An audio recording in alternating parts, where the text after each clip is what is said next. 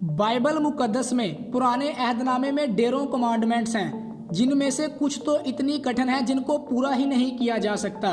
Impossible है इनको पूरा करना। और नए अहदनामे में देखा जाए तो 2000 के लगभग कमांडमेंट्स यानी अहकामात हैं जो कि बिलीवर्स के लिए हैं। और बहुत सारी मुश्किलात में पड़ के हम ये सोच सकते हैं कि मैंने ये वाला हुक्म तोड़ दिया, मैंने वो वाला हुक्म तोड़ दिया। मैं पाकरू के बारे में आपको दो ऐसी बातें दिखाता हूँ कि पाकरू किससे मिलता है और ये दिया क्यों गया है बिलीवर्स को। अब ये बात तो आपको पता ही होगी कि यूहन्ना 14 बाब 15 आयत में लिखा हुआ है कि अगर तुम मुझसे मोहब्बत रखते हो तो मेरे हुक्मों पर अमल करोगे।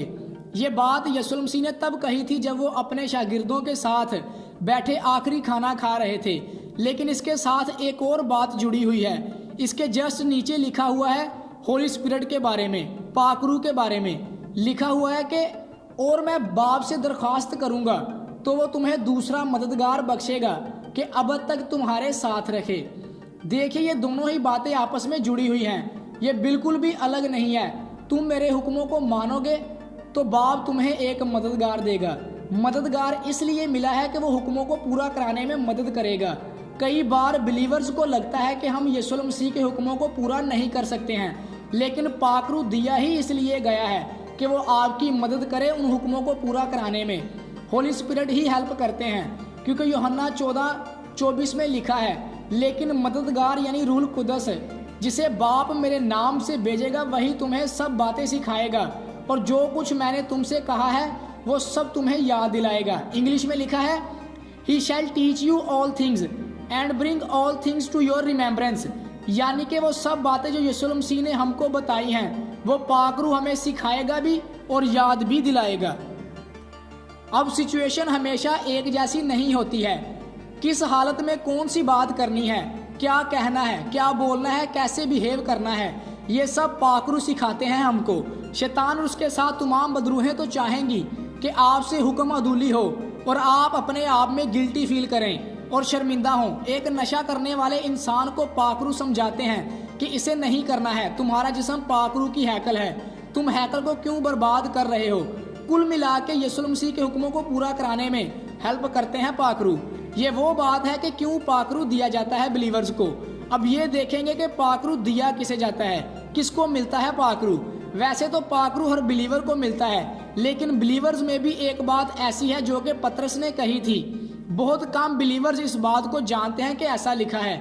रसूलों के माल 5 बाब 32 आयत में लिखा हुआ है, और हम इन बातों के गवाह हैं और रूह कुदस भी। अगली बात पर ध्यान दीजिए, जिसे खुदा ने उन्हें बख्शा है जो उसका हुक्म मानते हैं। Whom God hath given to them that obey him.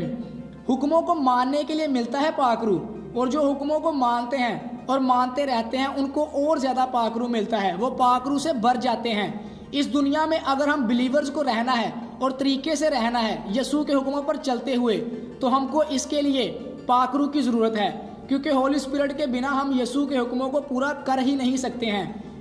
अब बहुत से ऐसे बिलीवर्स होते हैं जो कि पाकरू की आवाज़ को सुनना बंद कर देते हैं, क्योंकि वो पाकरू के चलाए चलते ही नहीं हैं। पाकरू जब उन्हें किसी मुश्किल हालत में, किसी सिचुएशन में कोई डिसीजन लेने को, कुछ करने को कहते हैं, तो वो उसकी आवाज़ को कुचल देते हैं, और इसका नतीजा ये निकलता है कि पाकरू उनसे बात करना बंद कर देते हैं। जब आप किसी इंसान की सुनोगे ही नहीं तो वो आपसे बात करना बंद कर देता है। यही पाकरू भी करते हैं। अगर कोई पाकरू की आवाज़ के बारे में सेंसिटिव नहीं है तो उसे पूछना चाहिए कि उससे कहाँ गलती हुई थी और किस जगह पे उसने पाकरू की नहीं सुनी थी। उन चीज़ों को फिर से करना शुरू कीजिए जो कभी पाकरू ने आपसे कही थी। पाकरू फिर से बात करना शुरू हो जाएंगे। तो पाकरू किसे मिलते हैं? जो खुदा के हुक्मों को मानते हैं, उसे खुदा देता है होली स्पिरिट। और पाकरू मिलते क्यों हैं? मिलते हैं यीशु के हुक्मों को पूरा करने के लिए, क्योंकि पाकरू के बगैर हम ऐसा कर ही नहीं सकते हैं। और पाकरू को खुश करना ही बिलीवर्स की ज़िंदगी का मकसद होना चाहिए। खुदावंद आप सबको बरकत दे। आमीन।